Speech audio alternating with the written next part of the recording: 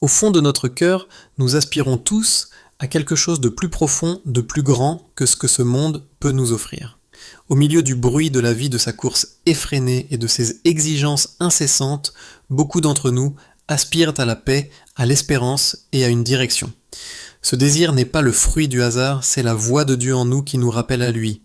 Lorsque nous nous arrêtons, lorsque nous prions et que nous ouvrons nos cœurs à sa parole, quelque chose de puissant se produit, nous nous rappelons que nous ne sommes pas seuls, que nous sommes aimés au-delà de toute mesure et qu'un chemin est tracé devant nous, un chemin qui mène non pas au désespoir, mais à la vie. Avant de prier ce soir, je voudrais que nous écoutions attentivement la parole de Dieu et que nous la laissions nous parler directement. Dans 2 Timothée 3:1-5, la Bible nous dit « Sache que dans les derniers jours, il y aura des temps difficiles. En effet, les hommes seront égoïstes, amis de l'argent vantard, orgueilleux, blasphémateurs, rebelles à leurs parents, ingrats, impies, insensibles, refusant tout arrangement, calomniateurs, sans maîtrise de soi, cruels, ennemis du bien, traîtres impulsifs, enflés d'orgueil, amis du plaisir plus que de Dieu. Ils auront l'apparence de la piété, mais ils renieront ce qui en fait la force. Éloigne-toi de ces gens-là. » Ces mots peuvent paraître lourds, voire décourageants au premier abord, mais ils sont aussi un avertissement clair et un appel à rester ferme. La parole de Dieu ne nous laisse jamais dans l'impuissance, elle nous révèle la vérité afin que nous soyons équipés pour vaincre. L'Écriture est comme un miroir, elle nous montre non seulement ce qui se passe dans le monde qui nous entoure, mais aussi ce qui se passe en nous.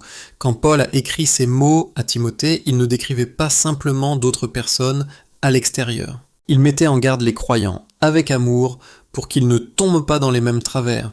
Et si nous sommes honnêtes avec nous-mêmes, nous voyons des traces de ces luttes tout autour de nous, aujourd'hui. Nous voyons une culture qui place souvent le moi au-dessus du service, l'argent au-dessus de la satisfaction, la fierté au-dessus de l'humilité et le plaisir au-dessus de la sainteté. Et parfois, si nous regardons attentivement dans notre propre cœur, nous remarquons que ces mêmes tentations s'y sont glissées. Mais voici la bonne nouvelle, Dieu ne nous laisse pas affronter ces luttes seuls. Il nous invite à nous approcher, à trouver notre force en lui et à marcher dans la puissance du Saint-Esprit. C'est pourquoi la prière est si essentielle.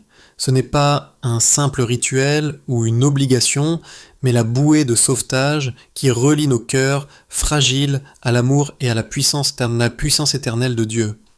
La prière nous rappelle qui est Dieu. Elle aligne notre cœur sur sa vérité. Elle détourne notre attention de nous-mêmes pour la placer sur lui. Elle nous ancre quand la vie nous paraît instable et nous donne de la force quand nous nous sentons faibles. Et la prière, lorsqu'elle est associée à la parole de Dieu, devient un feu qui transforme. Elle ne nous réconforte pas seulement, elle nous change. Ce soir, vous arrivez peut-être avec un cœur fatigué. Peut-être que vous courez, que vous vous efforcez de réussir ou que vous vous inquiétez et que vous avez l'impression que vos forces sont presque épuisées. Ou peut-être que vous vous sentez reconnaissant, mais qu'au fond de vous, vous savez que des distractions ou des désirs matériels sont entrés en concurrence avec votre amour pour Dieu.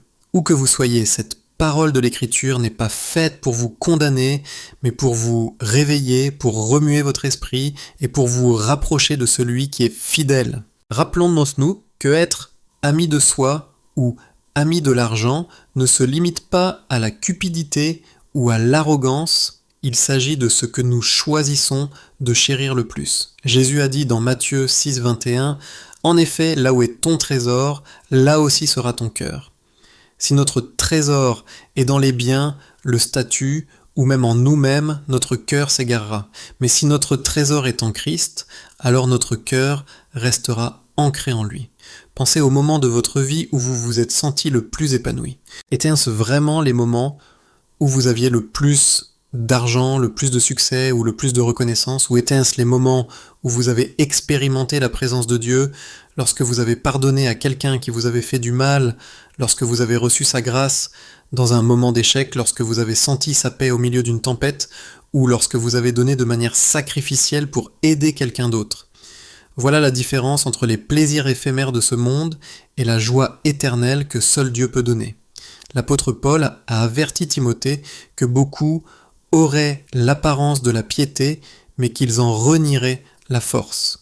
Cela signifie qu'ils feraient les gestes de la foi, qu'ils paraîtraient religieux à l'extérieur, mais que l'Esprit de Dieu ne vivrait pas vraiment en eux pour les transformer. Combien il est facile, même aujourd'hui, de tomber dans cette habitude, dire les bonnes paroles, assister au bon service, et pourtant rester inchangé à l'intérieur. Mais ce soir, mon ami, je veux vous inviter à quelque chose de plus profond. Je veux vous inviter à une foi véritable, une foi qui est vivante et puissante parce qu'elle découle d'une relation personnelle avec Jésus-Christ et qu'elle est soutenue par l'Esprit Saint qui habite en nous. Dans Jean 14, 16, 17, le Seigneur nous promet « Et moi je prierai le Père, et il vous donnera un autre défenseur, afin qu'il reste éternellement avec vous, l'Esprit de la vérité que le monde ne peut pas accepter, parce qu'il ne le voit pas et ne le connaît pas. Quant à vous, vous le connaissez, car il demeure avec vous, et il sera en vous. » Le Saint-Esprit n'est pas une idée. Il n'est pas seulement un symbole, il est sa présence même de Dieu qui vit en chaque croyant. Et lorsqu'il vit en nous, nous n'avons plus besoin de compter sur nos propres forces. Nous sommes guidés, réconfortés, corrigés et fortifiés par lui. Voilà l'invitation de ce soir, ne pas se contenter d'une religion extérieure, ne pas se laisser tromper par les plaisirs temporaires de ce monde, mais ouvrir pleinement son cœur à Dieu.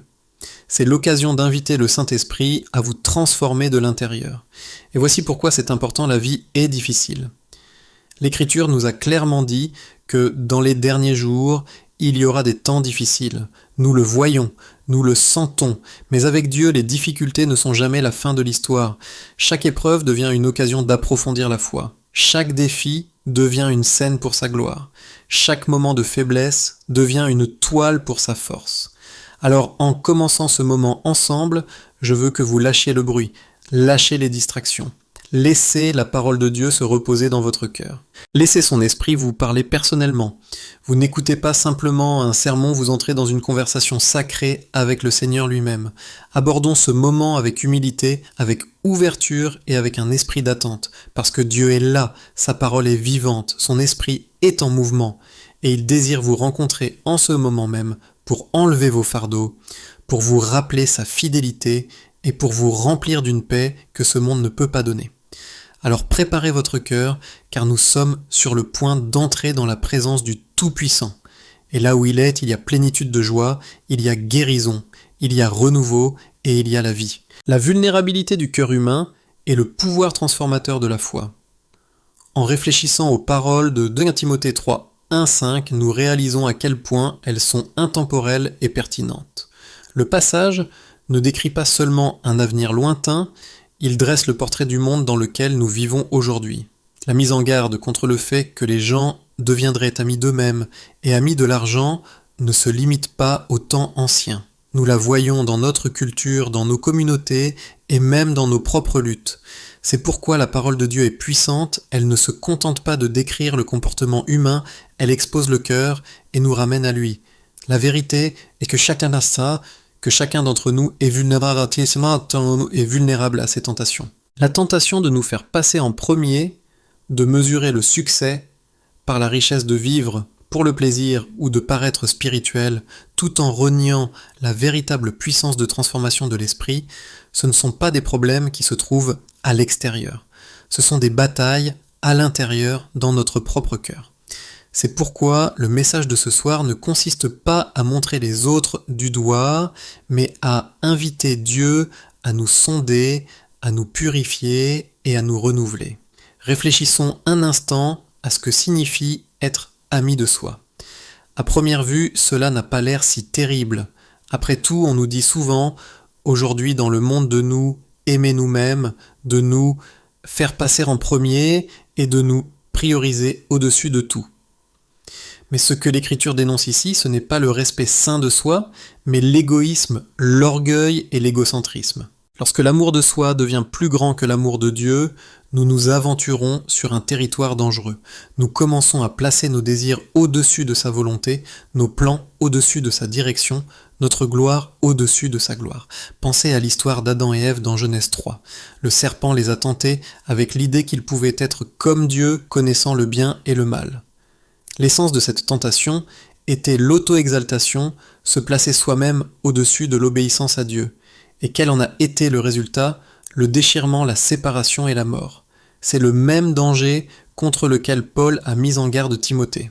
Lorsque les gens deviennent amis d'eux-mêmes, ils finissent par se détourner du Seigneur. Maintenant, réfléchissez à ce que signifie être ami de l'argent. L'argent en soi n'est pas mauvais. C'est un outil, une ressource. La Bible ne dit pas que l'argent est la racine de tous les maux, mais plutôt dans 1 Timothée 6,10 que l'amour de l'argent est une racine de toutes sortes de maux. Lorsque l'argent devient notre maître, lorsque nous le poursuivons, lorsque c'est lui qui détermine notre joie ou notre sentiment de valeur, il devient une idole. Et les idoles asservissent toujours. Je me souviens avoir parlé avec un homme qui avait réussi selon la définition du monde. Il avait une entreprise florissante, une belle maison et la sécurité financière. Pourtant, en racontant son histoire, il a admis que rien de tout cela ne lui apportait la paix. Plus il gagnait, plus il devenait anxieux à l'idée de perdre. Plus il réussissait, plus il se sentait vide à l'intérieur. C'est seulement lorsqu'il a rencontré le Christ et a abandonné son cœur qu'il a réalisé ce qui lui avait manqué depuis toujours. Son témoignage nous rappelle les paroles de Jésus dans Matthieu 16,26. 7,26.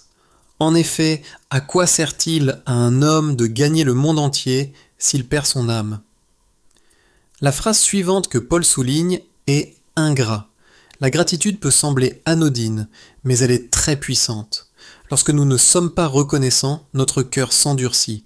Nous commençons à nous concentrer sur ce qui nous manque au lieu de ce que nous avons.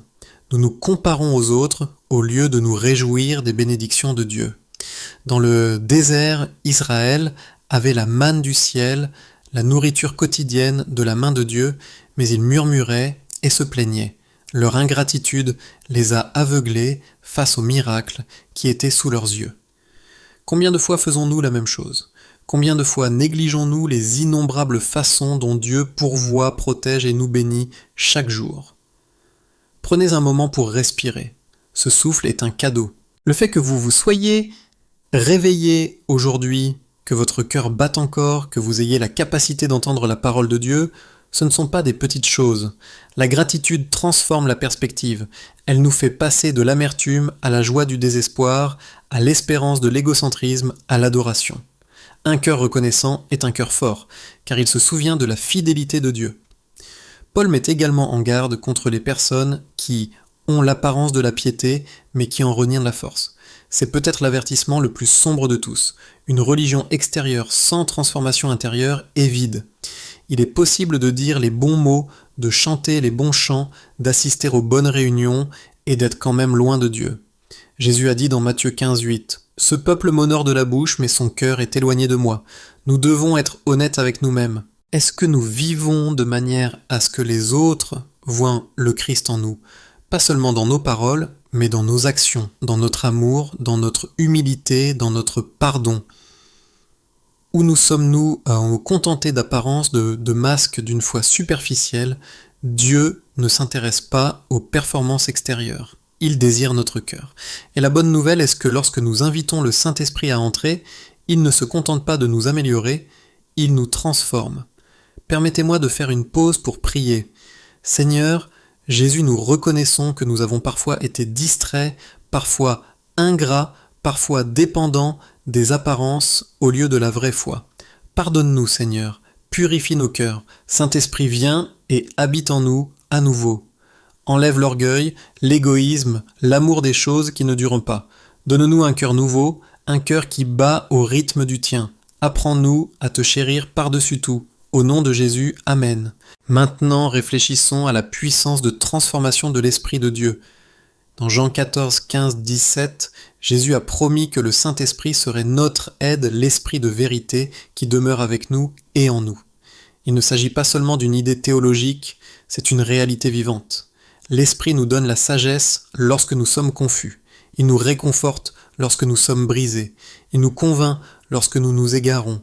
Il nous donne la force d'aimer quand c'est difficile de pardonner, quand cela semble impossible de persévérer, quand nous sommes fatigués. Avez-vous déjà ressenti cette douce incitation dans votre cœur à tendre la main à quelqu'un dans le besoin ou ce profond sentiment de paix ? Au milieu d'une tempête, c'est l'Esprit à l'œuvre. Et voici la vérité étonnante. Le même esprit qui a ressuscité Jésus d'entre les morts vit en vous si vous appartenez au Christ. Cela signifie que vous n'êtes jamais seul. Cela signifie que vous n'êtes jamais impuissant. Cela signifie que votre vie a un but plus grand que vous-même. Parfois nous pensons que la foi consiste à faire plus d'efforts, à être meilleur, à nous réparer nous-mêmes. Mais la vraie foi est une question d'abandon, permettre à Dieu de faire en nous ce que nous ne pouvons pas faire par nous-mêmes. La puissance de l'esprit ne nous rend pas plus religieux, elle nous rend vivants. Permettez-moi de partager une histoire de transformation. Une jeune femme que j'ai connue portait de profondes blessures de son passé. Elle a essayé de les couvrir avec des réussites, des relations et des sourires extérieurs. Mais à l'intérieur, elle se sentait brisée et indigne. Un soir, elle a crié à Dieu, lui demandant s'il était réel, s'il se souciait vraiment d'elle. À ce moment-là, elle a dit qu'elle a ressenti une chaleur et une paix écrasante comme une lumière qui pénétrait dans ses ténèbres. Elle a su que c'était le Saint-Esprit qui la touchait. Cette rencontre a changé sa vie. Elle a commencé à marcher avec Jésus, pas parfaitement, mais avec un nouveau sentiment d'espérance et d'identité. Elle ne vivait plus pour les apparences, elle vivait pour le Christ. C'est ce que Dieu désire faire pour chacun de nous. Il veut percer nos masques, nos peurs, nos échecs, et nous donner une vie nouvelle. Il veut remplacer l'égoïsme par l'amour, la cupidité par la générosité, l'orgueil par l'humilité, l'ingratitude par la gratitude, le vide par sa présence. Alors je vous demande, qu'est-ce qui vous et qui vous empêche de vivre cette plénitude? Est-ce la peur de lâcher prise? Est-ce l'emprise des biens matériels? Sont-ce des blessures du passé? Quoi que ce soit, apportez-le au Seigneur ce soir. Abandonnez-le à ses pieds. Sa grâce est plus grande que votre péché. Sa miséricorde est plus forte que votre échec. Son amour est plus profond que votre douleur. Et lorsque vous vous abandonnerez, vous trouverez la liberté. Jésus a dit dans Jean 8,36 « Si donc le Fils vous libère, vous serez réellement libre. La liberté n'est pas l'absence de lutte, mais la présence du Christ au milieu d'elle. » Maintenant, transformons cette réflexion en prière une fois de plus. Père, nous t'apportons nos cœurs ce soir. Nous t'apportons nos fardeaux, nos distractions, nos peurs. Nous les déposons à tes pieds. Seigneur, libère-nous de l'amour de nous-mêmes, de l'amour de l'argent, de l'ingratitude, de la religion extérieure, sans changement intérieur. Remplis-nous de ton esprit. Laisse ton amour déborder en nous, afin que les autres puissent voir le Christ dans nos vies, que nos foyers soient remplis de paix, que nos relations soient marquées par le pardon, que nos pas quotidiens soient guidés par ta main. Nous nous abandonnons, Seigneur. Nous te donnons tout. Au nom de Jésus, Amen. Le chemin de la foi n'est pas une question de perfection mais de direction. Il s'agit de choisir jour après jour, de marcher avec Jésus, de lui faire confiance et de lui permettre de nous façonner. Et lorsque nous tombons, et cela arrivera sa grâce, est là pour nous relever. Comme Paul l'a écrit dans 2 Corinthiens 12,9, « Mais il m'a dit, ma grâce te suffit, car ma puissance s'accomplit dans la faiblesse. Je me montrerai donc bien plus volontiers fier de mes faiblesses, afin que la puissance de Christ repose sur moi. » Votre faiblesse n'est pas la fin, c'est l'endroit où la force de Dieu commence. Alors mon ami, laisse cette parole s'enfoncer profondément dans ton âme ce soir. Tu n'es pas défini par tes échecs, tu n'es pas lié par ton passé, tu n'es pas impuissant face à la tentation. Tu es aimé par Dieu, racheté par le Christ et fortifié par l'Esprit. Et cela change tout. Alors que nous arrivons à la fin de ce message et de cette prière, je voudrais que nous fassions une pause et que nous réfléchissions à ce que Dieu a mis sur nos cœurs. Nous avons commencé en écoutant les paroles graves de 2 Timothée 3, 1-5, un passage qui nous met en garde contre les temps difficiles et les nombreux pièges du cœur humain, l'égoïsme, l'amour de l'argent, l'orgueil, l'ingratitude et la religion vide sans véritable transformation. Et pourtant, tout au long de notre réflexion, une vérité a brillé. Dieu ne nous laisse pas seuls dans cette lutte. Il nous appelle, il nous équipe et il nous remplit de son esprit afin que nous ne vivions pas dans la peur, mais dans la victoire. Le message de ce soir est simple, mais il a un poids éternel.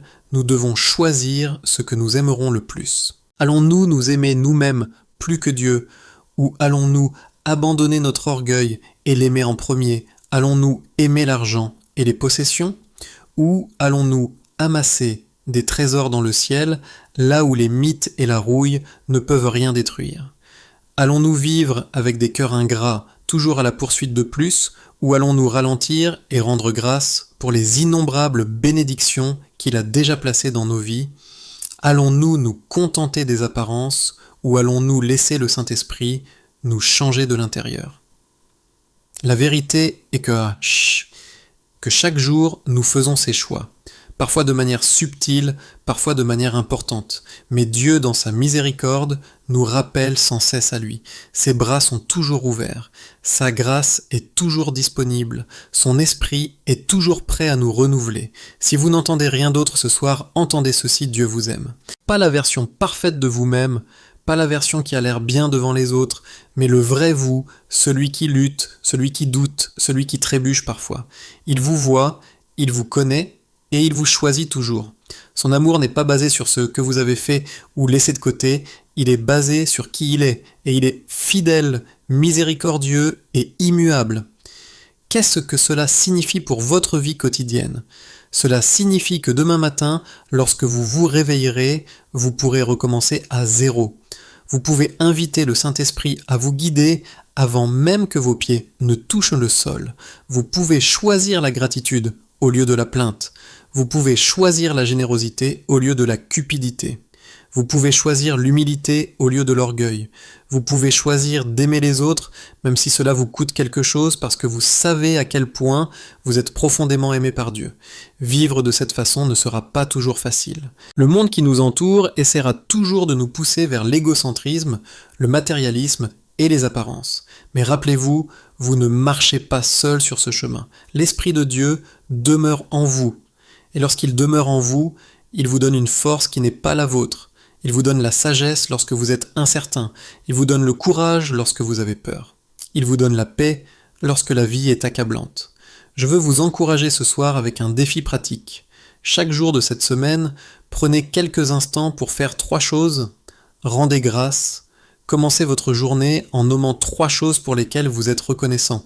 Elles n'ont pas besoin d'être importantes. Il peut s'agir de l'air que vous respirez, du toit au-dessus de votre tête ou des personnes que vous aimez. La gratitude adoucit le cœur et maintient nos yeux fixés sur la bonté de Dieu. 2. Invitez l'Esprit. Faites une prière simple. Saint-Esprit, guide-moi aujourd'hui, remplis-moi, dirige-moi et que ma vie reflète le Christ.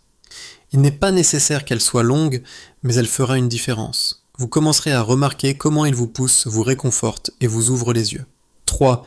Agissez avec amour. Demandez à Dieu de vous montrer une personne que vous pouvez bénir chaque jour.